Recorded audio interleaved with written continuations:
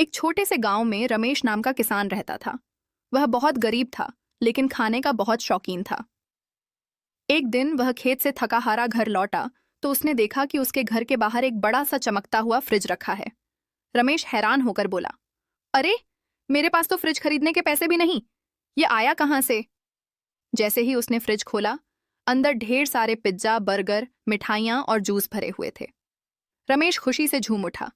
उसने एक पिज्जा खाया, फिर दूसरा, फिर तीसरा।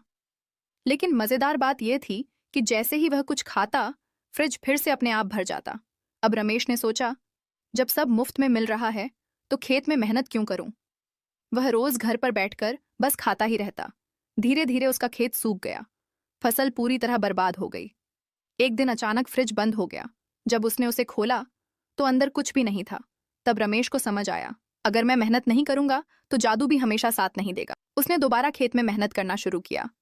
कुछ ही दिनों में उसकी फसल बहुत अच्छी हो गई और तभी उसके घर के बाहर वही जादुई फ्रिज फिर से दिखाई दिया। लेकिन इस बार उसमें सिर्फ फल, सब्जियां और हेल्दी खाना रखा था। अब रमेश समझ चुका था कि असली जादू मेहनत में ही होता है।